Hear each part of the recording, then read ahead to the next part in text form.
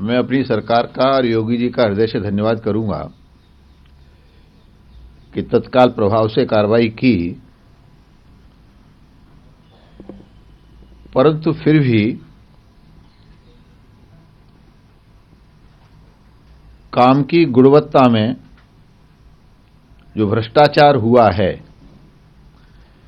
या अन्य जगह भी होने की संभावना है, तो ऐसी कार्रवाई होनी चाहिए कि फिर इन विकास कार्यों में कोई भ्रष्टाचार करने की सोच भी न सके।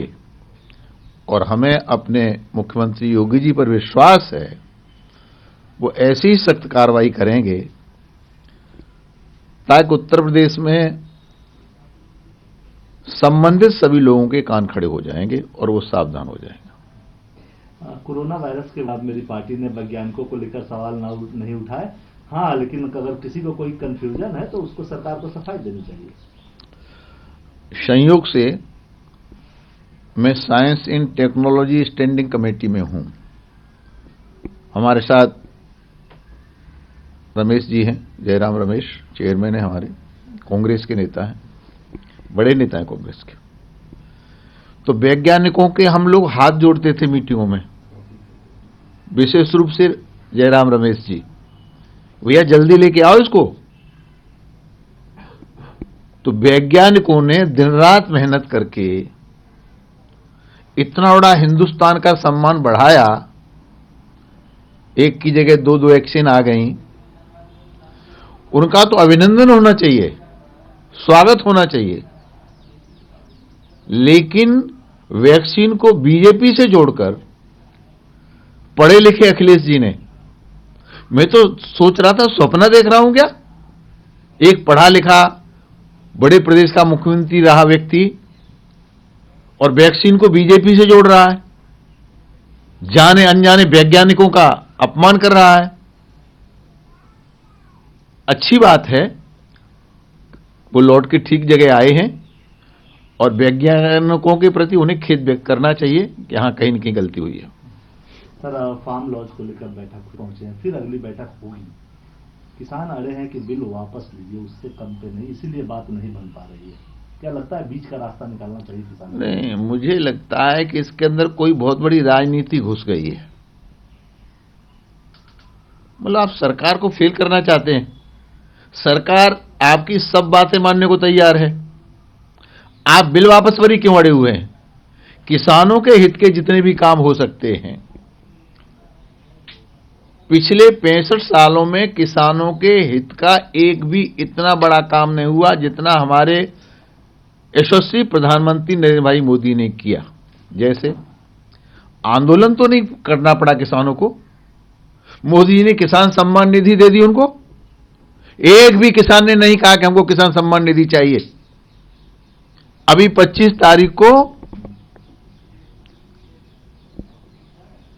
18,000 करोड़ रुपया किसानों के खाते में भेजा गया, तो बिना आंदोलन के हुआ।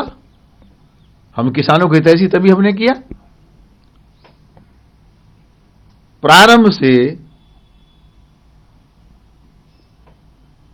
50% तक नुकसान होगा, उससे ज्यादा होगा तभी मुआवजा मिलेगा। मोदी से तो किसी ने नहीं कहा। मोदी ने कहा नहीं, अगर 33% भी किसान का आपदा में नुकसान होता है तो उसे पूरा मुआवजा लेने का अधिकार है। हम किसानों के हितैषी नहीं है। अगर किसानों के हितैषी पूर्ववर्ती सरकारें थी तो किसान आत्महत्याएं क्यों कर रहा था? अगर हम किसानों के हितैषी नहीं है तो किसान हमको वोट क्यों दे रहा है? जहां चुनाव होता है हम जीते ही चले जा रहे हैं। कुल मिलाकर के मामला कुछ और है, और वो मामला है कि सारे के सारे विरोधी राजनीतिक दल हाशिए पर चले गए हैं। कांग्रेस जैसा बड़ा दल जिसने 60-65 साल देश में शासन किया, वो हाशिए पर चला गया। वो आश्चर्यजनक काम सारे देश में होने लगे तो स्लोगन चल गया, मोदी है तो मुमकिन है। मुझे पता है, हम श्रीनगर के लाल चौक में एक तिरंगा फहराने के लिए गए थे, हमारी बसों पर हमला हुआ था, हमारा गनर चुड़ैल हो गया था, उसे सीने में गोली लगी थी। आज तो क्या स्थिति है वहां पर? कश्मीर हमारा है, हर सरकारी बिल्डिंग पर तिरंगा झंडा लहरा रहा है, चुनाव हुआ है, बीजेपी का कमल खिला है। तो ये जो कुछ बीजेपी कन्याकुमारी से लेकर के कश्मीर तक सारे देश में ये मोदी राज जो कायम हो गया है, राम राज्य जैसा, इसको लेकर के सारे विरोधी दल बहुत बेचैन हैं विकास के मामले पर। 2014 तक हिंदुस्तान में 13 करोड़ गैस सिलेंडर थे, कनेक्शन थे, मतलब 65 साल में। और मोदी ने आते ही 5 साल में 14 करोड़ और दे दिए। 13 करोड़ तो लंबी लाइन लगती थी, ब्लैक में बिकते थे। मोदी ने सारा सिस्टम ही बदल डाला। तो विकास के मामले में चाहे अखिलेश हो, चाहे कांग्रेस हो, बसपा हो, कोई और पार्टी हो, मोदी जी के आगे कहीं खड़े नहीं हो सकते, टिक नहीं सकते। तो ये किसानों को बहका करके, मतलब किसानों का अहित ही कर रहे हैं। ये किसानों को बहका करके, किसानों के कंधे पर बंदूक धर के, निगाह कहीं है, निशाना कहीं है। तो इन्हें किसानों से कोई लेना देना नहीं है, इनका निशाना मोदी है।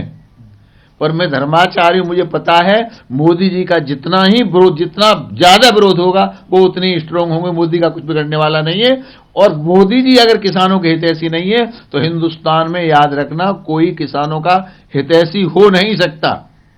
मोदी किसानों का भाग्य बदलने के लिए, उनकी आय दोगुनी करने के लिए, किसने कहा मोदी जी से घर का शौचालय बनवाइए?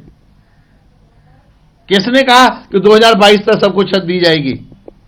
किसने कहा कि 24 घंटे बिजली हम देंगे? उन्होंने जो एक्सप्रेशन अपने गुजरात में किया था उसके आधार पर सारे देश में विकास की गंगा को बहा रहे हैं। तो मोदी जी का धन्यवाद करना चाहिए। किसानों को मैं आपके माध्यम से आग्रह करूंगा, किसानों भाइयों से, मैं भी किसान का बेटा हूं, मेरे पास भी खेती है, मैं भी कृषि करता हूं। और जो सच्चा किसान है वो तो खेतों में काम कर रहा है बेचारा। अब ये मुझे दिल्ली के इतने दरवाजे हैं, राजस्थान वाला ही क्यों उत्पात हो रहा है, पंजाब वाले पर ही क्यों उत्पात हो रहा है? क्योंकि पंजाब में कांग्रेस की सरकार है और राजस्थान में कौन सी सरकार है? तो कहीं न कहीं आंदोलन भटक गया है और उसमें राजनीति का पुट लग गया है। किसान सीधा है, भले किसानों के कंधे पर राजनेता बंदूक धर के चला रहे हैं, मैं इसकी निंदा करता हूं। एक आखिरी सवाल, लव जिहाद कानून आया और कानून व्यवस्था को भी लेकर कुछ बड़े लोगों ने, ब्यूरोक्रेट ने चिट्ठी लिखी योगी जी की सरकार के फैसलों के खिलाफ। लेकिन अब कल फिर एक चिट्ठी आई जिसमें हजारों पूर्व ब्यूरोक्रेट्स, जजेज ने तारीफ की है योगी जी के सरकार की कि अच्छा काम हो रहा है। और जो कानून, देखिए, योगी जी एक धर्माचार्य हैं, राजनीति में बहुत बाद में आए हैं, बचपन से वो धर्माचार्य हैं, संत हैं। और परोपकाराय श्रुताम विभूतया, प्रजा ही उनका परिवार है। उनका कोई परिवार से संबंध नहीं, मोदी का परिवार से संबंध नहीं, साक्षी महाराज का परिवार से संबंध नहीं।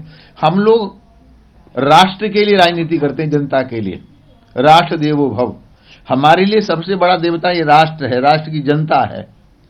तो उसी प्रकार से योगी जी, इतना बड़ा प्रदेश है, इतने बड़े तो राष्ट्र नहीं है धरती पर, इतना बड़ा प्रदेश है, बहुत सलीके से उन्होंने संभाला है, बहुत सलीके से संभाल रहे हैं।